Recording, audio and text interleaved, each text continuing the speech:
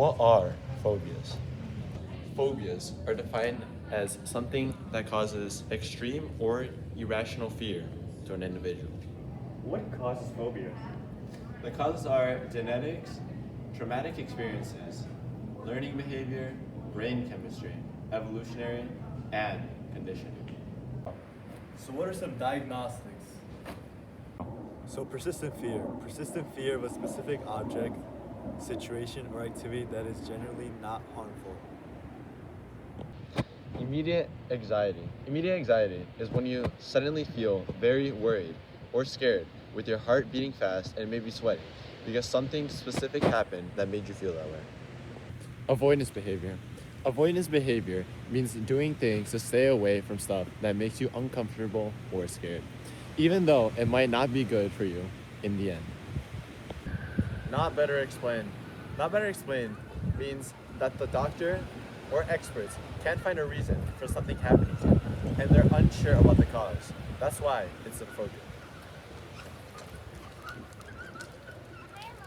Let's address some misconceptions. Phobias are not simply a matter of being weak or overtaking.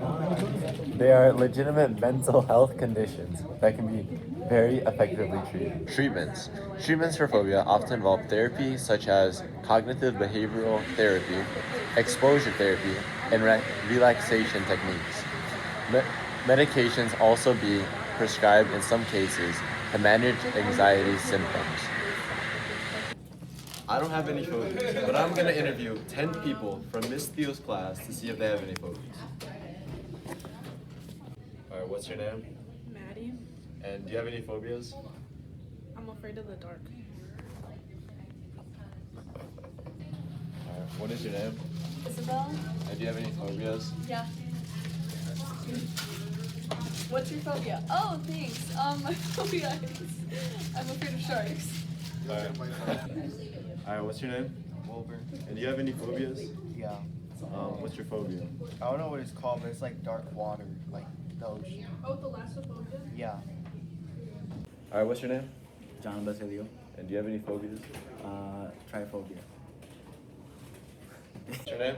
Tamo. Do you have any phobias? Claustrophobia. Yeah. Ari? And do you have any phobias? Yes. Heights. What's your name? Sophia. And do you have any phobias? Arachnophobia. What's your name? Michelle. And do you have any phobias? Claustrophobia. Alright, what's your name? Milo. And do you have any phobias? Does the fear of death count? Yeah. Alright, what's your name? Barry Henry. And do you have any phobias? I don't have any officially diagnosed ones, but my family thinks I have agoraphobia. And what is agoraphobia?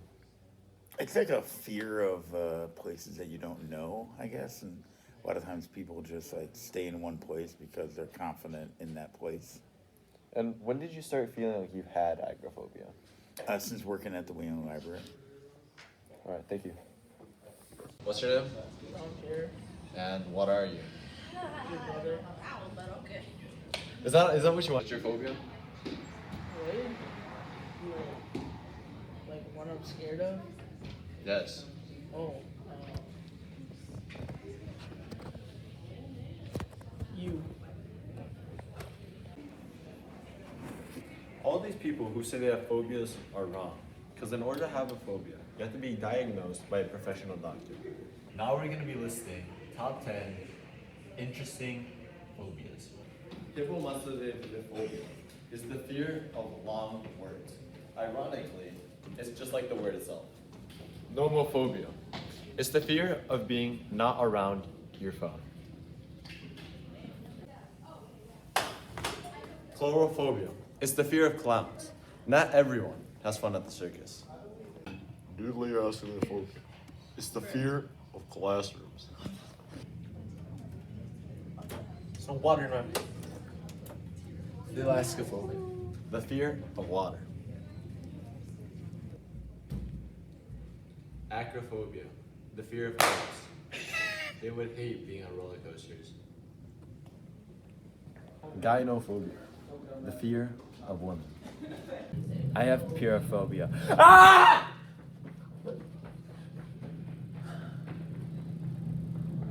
Your house or cash, no matter the condition. Start with a property that feels more like a bird. Whether Turophobia, the fear of cheats. Podophobia, the fear of feet.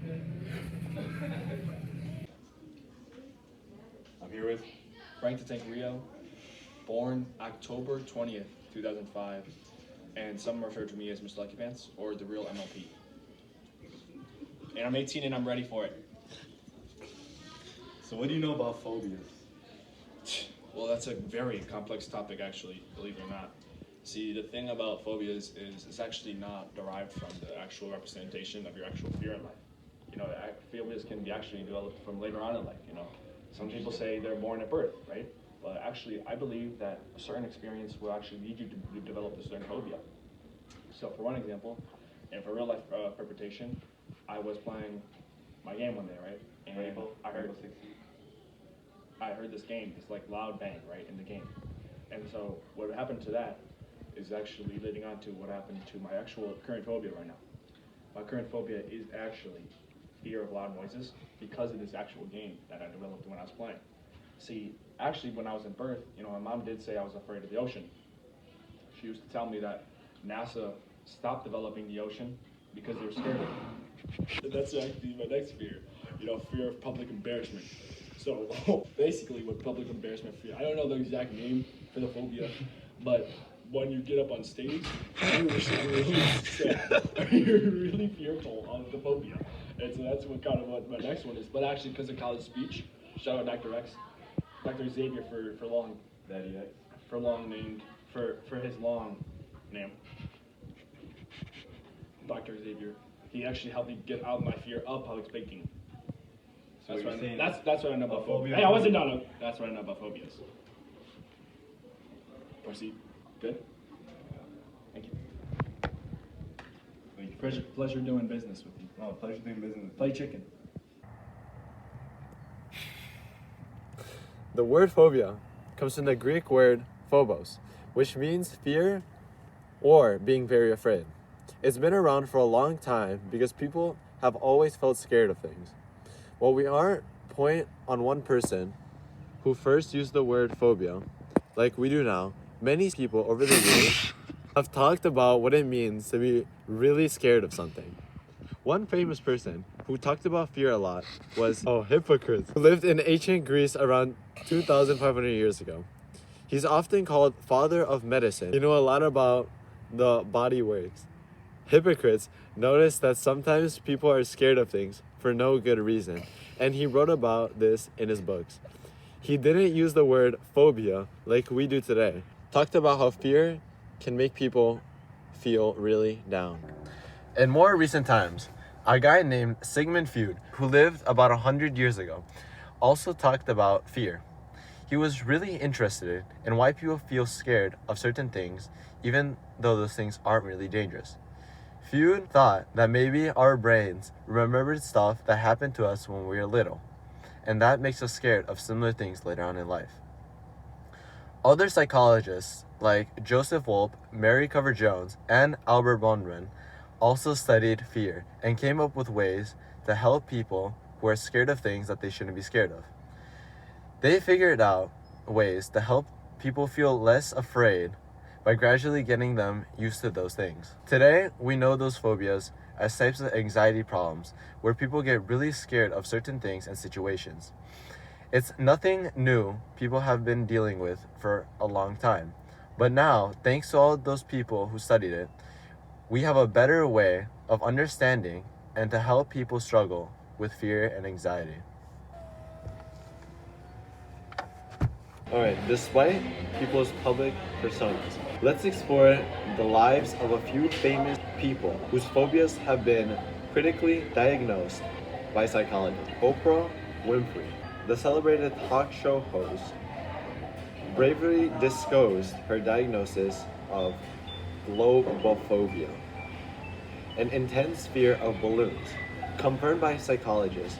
Despite her charismatic presence on screen, Winfrey experiences anxiety triggered by the sight or sound of balloons.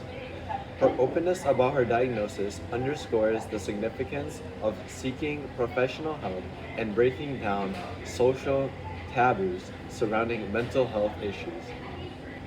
Woody Allen, the acclaimed filmmaker, known for his wit and neurotic characteristics, had publicly acknowledged the diagnosis of arachnophobia, confirmed by psychological evolution.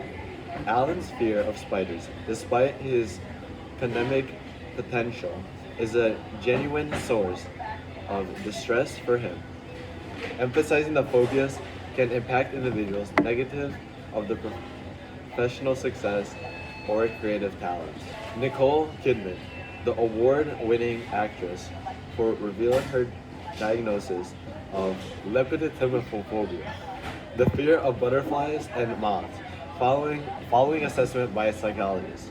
Kidman's candidness about her phobia highlights the importance of professional intervention and destigmatization efforts, as even individuals in the spotlight can struggle with mental health challenge. Alright. Michael Jordan, widely regarded as one of the greatest basketball players of all time. Jordan has acknowledged his diagnosis of aquaphobia, the fear of water, through psychological evolution. Despite his athletic powers, Jordan experiences genuine anxiety in aquatic settings, emphasizing the phobias can affect individuals across various decisions through life. Why don't you just end this dumb little video? Movies. In movies, phobias are often used to heighten suspense and evoke versatile reactions from audiences.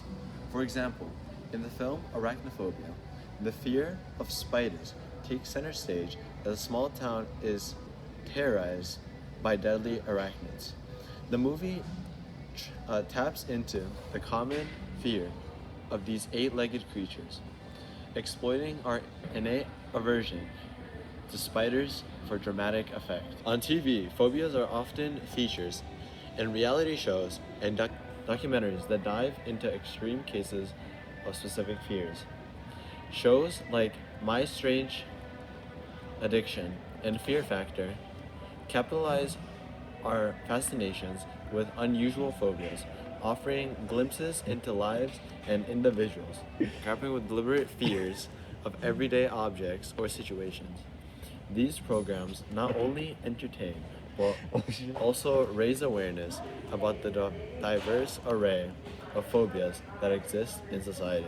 In conclusion, phobias in pop culture offer a captivating glimpse into society's fears and fascinations. Virtual reality is a cool new way to help people deal with their fears. It's like putting on a special pair of glasses that takes you to a different world. In this world, therapists can create scenarios that makes you face your fears in a safe place.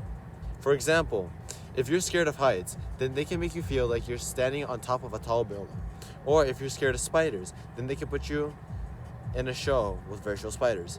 The idea is to help you get used to your fear little by little so it's not scary anymore. What's great about VR is that it makes you feel like you're really there, even though you're just wearing a headset. Another cool thing about VR therapy is that it's available to lots of people. Since VR technology is getting cheaper and easier to find, more and more people can help use it to get help with their fears. This means that anyone who needs it can try VR therapy no matter where they live or what they can afford.